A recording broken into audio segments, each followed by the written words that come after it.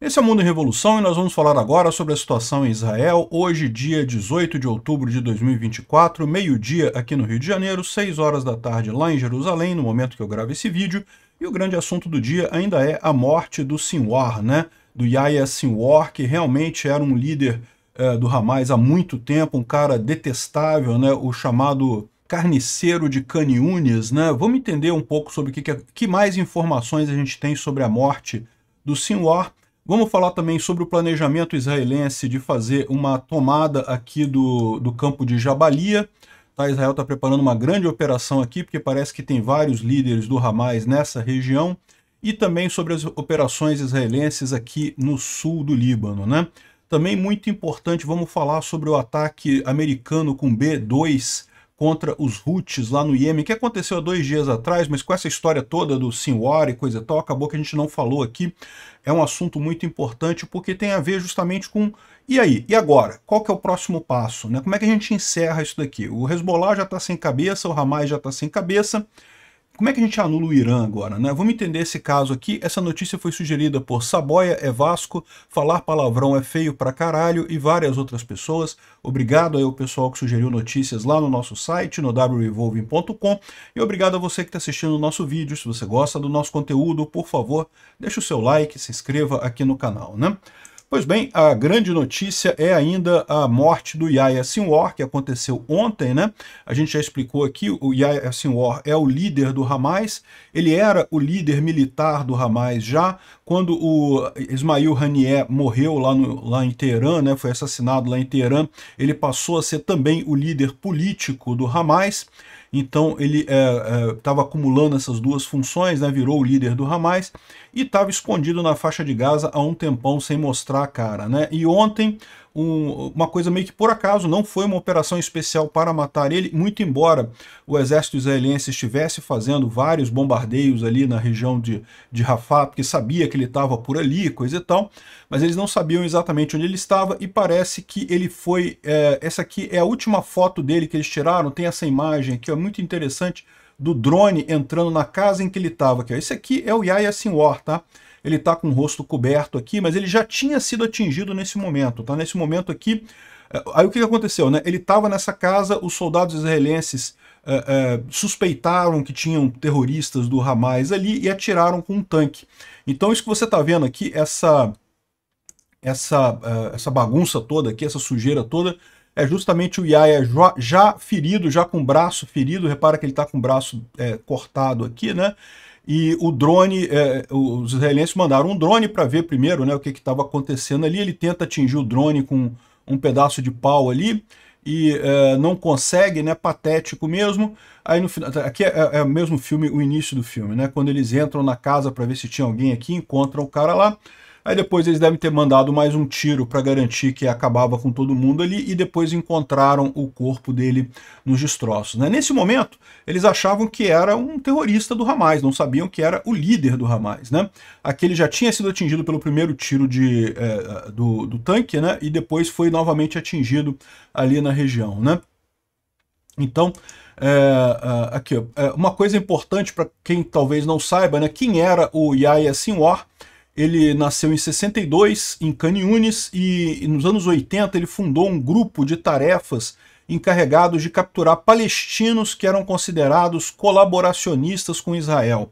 Então repara, ele começou não brigando contra israelenses, mas é o que eu falo com você, o grande opressor dos palestinos é o Hamas. O Hamas é a grande entidade maligna que tem ali. O pessoal tenta vender a ideia aqui no Ocidente de que Israel é o grande inimigo dos palestinos, mas não é não, meu amigo. Israel, ao contrário, trata muito bem os palestinos. Muitos palestinos trabalhavam em Israel, tinham contato com israelenses sem problema nenhum. O grande mal é o Hamas, né? São esses terroristas. E olha só, ele criou esse grupo que se tornou mais adiante a polícia do Hamas, né? A brutalidade com que ele tratava os outros palestinos deu a ele o apelido de o carniceiro de Khan Yunis, né? Ele foi preso várias vezes durante os anos 80, ele ainda não era líder do Hamas, ele era um terrorista do Hamas, mas em 1989 ele foi condenado a 4 cadeias perpétuas consecutivas por planejar o sequestro e assassinato de soldados israelenses e o assassinato de 4 palestinos, também considerados colaboracionistas com Israel, né? E aqui fala como ele matou esses palestinos, não é muito bonito de descrever aqui, eu vou pular essa parte. Na prisão, ele continuou perseguindo traidores, né? Ou seja, ele dentro da prisão ele ordenava a morte de palestinos e coisa e tal, como acontece com muitos líderes de facções criminosas aqui no Rio de Janeiro. O cara vai preso, mas continua comandando a facção, né?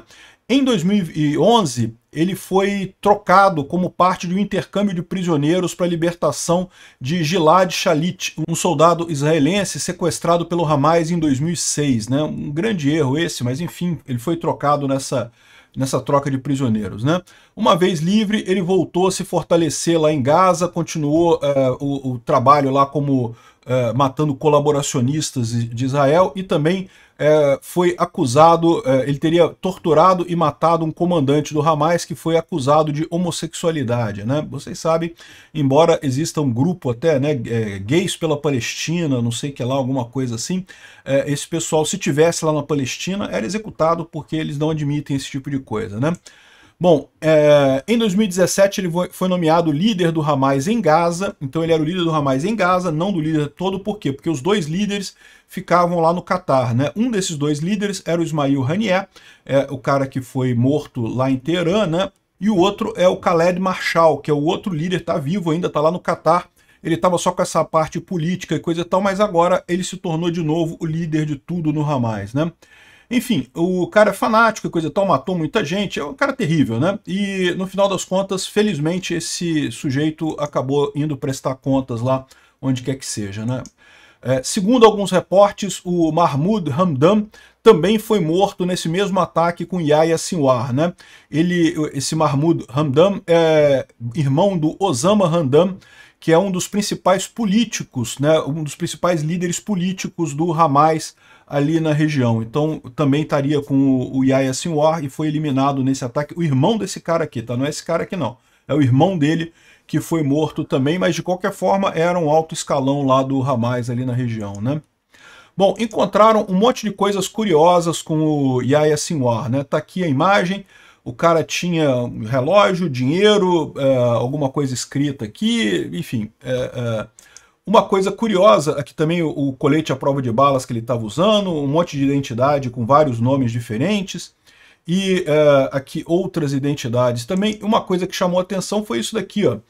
Um dos guarda-costas que estava com ele é o senhor Hani Zorubi, que é um professor da UNRWA. Olha só que coisa, né? É o que eu falo para vocês, a UNRWA entrou na faixa de Gaza, né, supostamente para ajudar os palestinos, né, ajudar do ponto de vista humanitário, acabou se tornando um órgão do Hamas, um órgão de repressão aos palestinos. Porque o Hamas não é amigo dos palestinos, o Hamas é o órgão de repressão ali. Se a UNRWA, ao invés de ajudar os palestinos, estava ajudando o Hamas, estava fazendo o contrário do que era esperado deles, né? Tá aqui, o pessoal até marcou aqui o Antônio Guterres, né? Olha só, Guterres, olha só quem era o segurança do Sinwar. Olha só, era um professor da UNRWA, né? Realmente não tem salvação para isso, né? Outra coisa curiosa que foi encontrada com o Sinwar foi essa pistola, que ele estava com essa pistola aqui, uma pistola com silenciador, que já foi confirmada pelo Israel, que era a pistola que pertencia ao tenente-coronel Mahmoud Kheir al-Din, que é um tenente-coronel egípcio, tá? Que foi morto por palestinos. Aqui, ó, o tenente-coronel Mahmoud Kheir al-Din foi um oficial das Forças Armadas Egípcias, especificamente da parte de contra-terrorismo, a elite contra-terrorista do Egito, né? A unidade 777.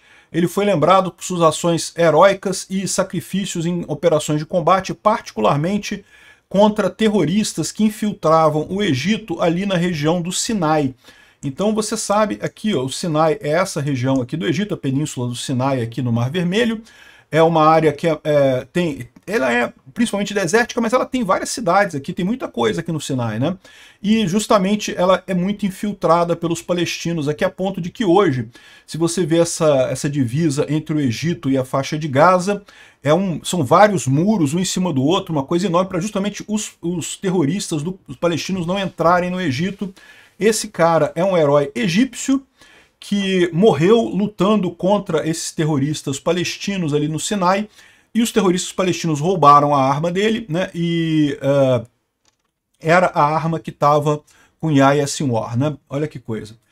Ele foi o tenente-coronel Mohammed Kheir al-Din do Egito, foi póstumamente honrado como um símbolo de bravura e sacrifício das Forças Armadas do Egito, e a história dele é muitas vezes usada para levantar os perigos, né, das ações militares no Sinai, devido à presença de terroristas palestinos da faixa de Gaza, do Hamas, né?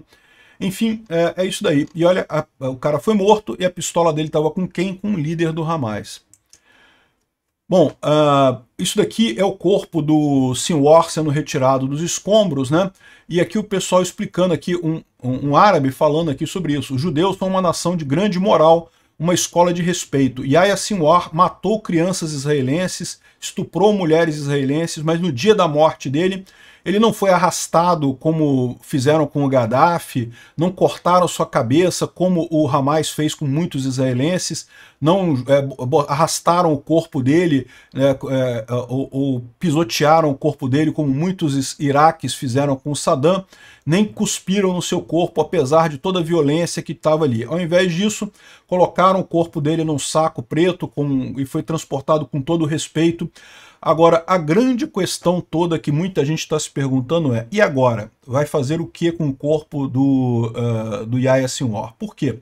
Porque existe o risco de, onde quer que ele seja enterrado, ele vire um centro de peregrinação de terroristas, né? Por isso que o Osama Bin Laden, quando os Estados Unidos matou o Osama Bin Laden, o corpo dele foi jogado no mar, não se sabe aonde, ninguém fala onde. Cadê o corpo do Osama Bin Laden? Não interessa, foi jogado no mar. Não sabemos ainda o que Israel vai fazer com o corpo do Yahya Sinwar, mas eu espero que seja algo equivalente, porque qualquer túmulo que seja feito com o corpo dele vai virar automaticamente um farol para terroristas, né? Infelizmente, né? Olha que coisa isso. Aqui, ó, o Washington Post deu folga, um dia de folga para toda a sua equipe, o Washington Post, a equipe que está lá no Oriente Médio, para o pessoal ficar triste, né, para o velório, né, do líder Sinwar, né? Olha que coisa, cara. Isso no Ocidente, né? Ocidente, um jornal ocidental, dando um dia de luto, né, para os jornalistas poderem ficar em casa chorando aí a morte do Sinwar, né? Que coisa. E o curioso é que se você olhar a imprensa árabe, tá? Nem todos, tá meio que dividido. Metade dos jornais árabes está de fato lamentando a morte do Sinwar, mas uma grande parte não tá não, tá? Uma grande parte, o cara não é essa pessoa que o pessoal só é ídolo pro pessoal aqui do Ocidente, que não sabe o quão mal é esse cara, né? Enfim. O Khaled Marshall, que é o bilionário líder do Hamas, que vale mais de 5 bilhões, igual ao Ismail Haniyeh, né, que foi morto lá no Irã, ele vive no Catar e ele tá dizendo aqui, por exemplo, que nossas perdas, a morte do nosso povo é tática. A morte do nosso povo é os palestinos, né? Nós vamos continuar a jihad em todos os frontes, e mesmo com o sacrifício de nossas vidas, né? Mas ele próprio não sacrifica a vida dele, não. Ele próprio fugiu e está lá no Catar, né? Mas ele quer que os palestinos morram, né? Eu já falei para vocês, é o modelo de negócio do Hamas, né? Mortes de palestinos, chorar muito para aparecer muito na mídia ocidental, que é terrível. Os palestinos estão morrendo aos montes, fazem um monte de imagens falsas, né? Pegam um monte de imagens da guerra da Síria, que ali sim, né, árabes contra árabes acabaram matando um monte de gente ali, e dizem que foram mortos em Israel e não sei o que lá, no final das contas. Para que isso? Para ganhar doações do Ocidente, e funciona, impressionante, né? Bom, aqui ó, o novo líder do Hamas vive aqui no Catar. O Catar deveria demandar que ele libere todos os reféns e se renda, ou então enfrentar extradição para os Estados Unidos. Vamos ver o que vai acontecer com isso daí. Não houve ainda comunicado oficial do Hamas sobre ele assumir o Hamas completamente, assumir a liderança do Hamas completamente, e também a gente não tem informações sobre mudanças na postura do Hamas em termos de negociação. O Netanyahu mandou um recado para o Hamas. Qualquer um dos terroristas do Hamas que baixar as armas e retornar os reféns, nós permitiremos que ele saia e viva. Ou seja, Israel está oferecendo agora, porque o Hamas está sem liderança, né? Então agora cabe a cada terrorista do Hamas decidir o que vai fazer da própria vida. Não tem liderança mais, nesse momento não tem. Então a dica do Netanyahu é essa: quem liberar reféns israelenses e se entregar, Israel vai deixar viver e vai liberar essa pessoa, não vai nem prender. Você pode viver sua vida e sai aí, vai para o Egito, vai para a Jordânia, vai para onde você quiser, mas vai ter que liberar refém, né? Então, e entregar suas armas, evidentemente. Vamos ver se isso tem algum sucesso. Me parece uma oferta razoável, né? Porém, o Khalil al-Yahya, que é o subordinado do Sinwar dentro da faixa de Gaza, disse que não vai haver mudança na posição do Hamas em termos de negociação. Então é isso daí, esse aqui é o próximo alvo agora do pessoal, né? Enfim, vamos ver o que vai acontecer aqui, né? Bom, falando sobre as ações israelenses, continuam aqui, ó, Israel está preparando um grande conjunto de forças para entrar no campo de Jabalia, né? Um monte de tanques aqui, um monte de blindados estão sendo preparados, vai haver aí uma grande operação ali no campo de Jabalia. É uma excelente notícia isso, o Sinwar fora de serviço agora tem que limpar os outros líderes do Hamas, né? Aqui continuam as operações israelenses no sul do Líbano, né? Então aqui mais cidades atingidas aqui no sul do Líbano, e particularmente essa cidade aqui, Aita al-Shaab, no sul do Líbano, foi tomada por Israel e já tem até bandeirinha israelense lá de controle da cidade. Essa cidade é essa cidade aqui, ó. Aqui nesse mapa ela não aparece como controlada por Israel, mas é aquilo que eu falo para vocês, esse mapa tende a ser muito conservador.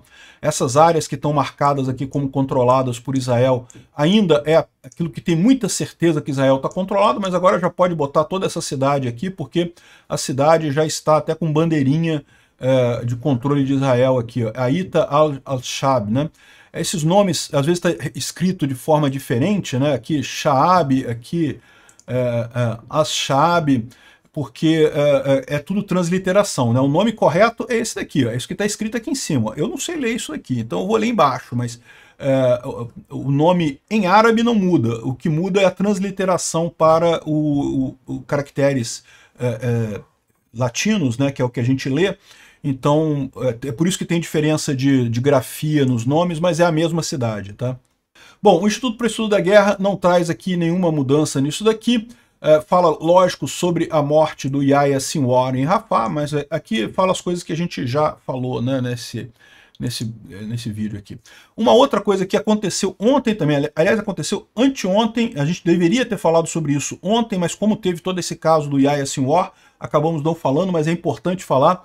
Os Houthis no Iêmen foram atacados por um B-2, um bombardeio B-2 americano, que saiu dos Estados Unidos, foi lá nos Houthis, lá no Iêmen, fez o bombardeio e voltou para os Estados Unidos, né? O B-2 é realmente uma arma fantástica, é talvez o único avião aí capaz de fazer esse tipo de coisa, de atacar qualquer ponto do mundo, qualquer lugar do mundo, o B-2 pode ir lá e pode atacar, e tem uma capacidade formidável de ataque, uma quantidade muito grande de armas que ele pode usar aqui contra os inimigos, né? Então ele usou bombas Bunker Buster para destruir depósitos de munições dos Houthis no Iêmen, né? Então vocês sabem, os Houthis eles estão um pouco mais afastados aqui, não estão ligados diretamente, mas eles também declararam guerra a Israel nesse negócio. Eles também são patrocinados pelo Irã.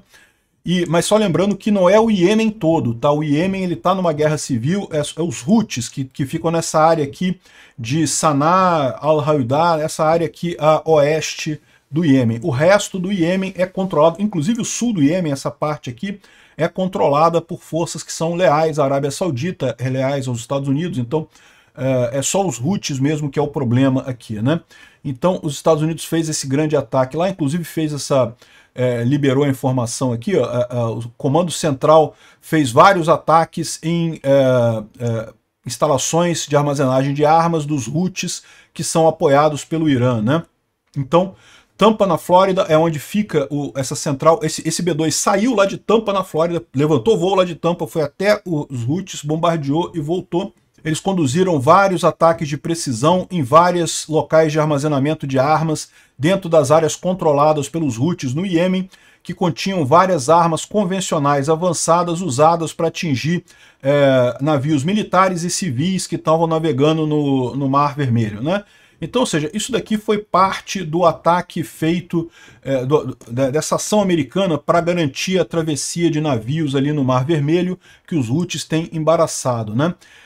O que chama a atenção desse ataque é que o B-2 ele é uma arma muito poderosa, americana, mas é uma arma muito cara também, tá? Esse voozinho do B-2 aí pode saber que vai custar alguns múltiplos de tudo que você vai ganhar na sua vida, sabe? Você trabalhando a sua vida inteira, do dia que você arrumou o seu primeiro emprego, ganhou o seu primeiro salário, até o dia que você se aposentar, morrer, trabalhando, não sei o que lá. Se você somar tudo que você ganhou na sua vida, vai dar, sei lá, 0,03% do que custou essa viagem do B-2 para ir lá bombardear os Houthis, né? Então os Estados Unidos não usa muito o B-2, né? Para terem usado esse avião, poderiam ter usado outros aviões. Existem bombas Bunker Buster, né, que podem ser lançados de outros aviões mais baratos, né? E esse avião, além de toda essa capacidade, ele também é stealth, ou seja, ele é praticamente invisível a radares, então é muito fácil ele chegar, destruir alguma coisa e ir embora. Mas os Estados Unidos podia ter feito isso com outros aviões mais baratinhos. A última missão de combate de um B-2 tinha sido bombardear campos de treinamento do ISIS na Líbia em 2017, para você ter uma ideia de como é raro os Estados Unidos usar essa arma, porque é uma arma muito cara, né? De qualquer forma, a grande pergunta é por que os Estados Unidos usou o B-2 agora, né? E tá aqui, ó, o Open Source Intel falando aqui, na última noite, isso aqui tá falando na verdade de anteontem, tá? Não foi de ontem, o B-2AS do 13º Esquadrão de Bombardeios Estratégicos Americanos fez um ataque contra os Houthis no Iêmen. Cada bombardeiro, não se sabe quantos, tá? Pode ter sido um só, pode ter sido mais de um bombardeiro que fez esse ataque, né? Avião que fez esse ataque. Cada um deles lançaram não sei quantas bombas e não sei o que lá, eram kits JDAM com bombas Bunkbuster e coisa e tal. Aí a pergunta que ele faz aqui é isso: os Estados Unidos estão mandando uma mensagem para o regime do Khamenei? Ou seja, olha a coisa aqui, né? Os Estados Unidos poderia ter feito um ataque mais simplesinho contra o Iêmen. Fez com o B-2, por quê? Porque quer mandar uma mensagem para o regime no Irã. É a leitura que todo mundo está fazendo aqui. Parece um aviso para o regime do Irã, né? Então, avisando que, olha só, a gente pode chegar aí no Irã, em qualquer lugar do Irã, sem vocês perceberem, e pode atacar qualquer coisa em cima ou embaixo da terra, e vocês só vão ficar sabendo quando sofrerem um ataque, não vai ter nada antes disso, né? Imagina-se que é um recado para o Irã. Por quê? Porque olha só o que está acontecendo, né?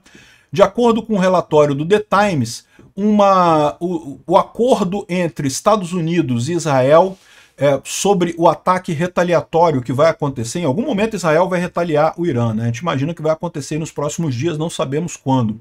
Mas um dos objetivos desse ataque deve ser a troca de regime no Irã. Ou seja, essa é uma visão de saída desse conflito, né? O que eu falei para vocês, o Hamas já está destruído, o Hezbollah já está destruído. Mas se Israel parar agora, o que vai acontecer? Vai dar 2 anos e eles vão estar de novo cheio de armas, o Irã vai ter abastecido ele com um monte de armas, vai ter colocado um monte de gente lá, e no final das contas vai fazer outro ataque contra Israel. Então, ou seja, se Israel parar agora, tudo que foi feito até aqui vai ser inútil, né? O Hamas está destruído, o Hezbollah está destruído, mas ainda são muito perigosos, né? Então é preciso lidar com a origem do problema, que é o Irã. E o que eles estão falando aqui é que o objetivo seria um golpe, seria uma troca de regime no Irã, né? Então os ataques são esperados alvejar os militares iranianos, a Guarda Revolucionária Islâmica do Irã e o grupo paramilitar Basij, que parece que também tem sido usado nesse tipo de coisa, tem sido usado para justamente limitar os protestos civis contra o governo iraniano, ou seja, eles estão planejando atingir com muita força esse pessoal com o objetivo de favorecer a oposição iraniana, né? E aí, nesse contexto, o B-2 dá aquele aviso muito importante, né? Você aí do Irã que quer manter-se vivo, que não quer morrer, é bom você prestar atenção, porque, né, se continuar esse regime aí, pode ocasionar realmente mal à saúde, né? Lembra, quem que seria o alvo óbvio? Vamos parar para pensar, qual que seria? Você quer fazer uma mudança de regime no Irã. quem que seria o seu alvo evidente, né? Israel já matou Hanieh, já matou Nasrallah, já matou Sinwar. Khamenei é o próximo, evidentemente. Tudo leva a crer que este é o objetivo de Israel, né? O Khamenei, nesse momento, deve estar cavando, deve estar entrando no bunker mais fundo que ele tem lá no Irã e cavando mais um pouco para ver se consegue se esconder ainda mais. A situação dele não é boa, né? Vamos ver qual vai ser esse ataque retaliatório de Israel. Obrigado por assistir o vídeo até o final. Se gostou do conteúdo, não esqueça de deixar o seu like, isso ajuda o canal a crescer e a chegar para mais gente. Se não gostou, deixe o dislike e explique nos comentários como podemos melhorar. Comente também sugestões de temas que podemos trazer por aqui. Comentários insultuosos ou defendendo ditaduras e criminosos de guerra serão sumariamente bloqueados. Agradeço a compreensão. Se ainda não é inscrito no canal, considere se inscrever clicando no botão inscrever-se abaixo e marcando a campainha para todos os avisos. Se quiser ajudar o canal, veja no nosso site como você pode fazer isso.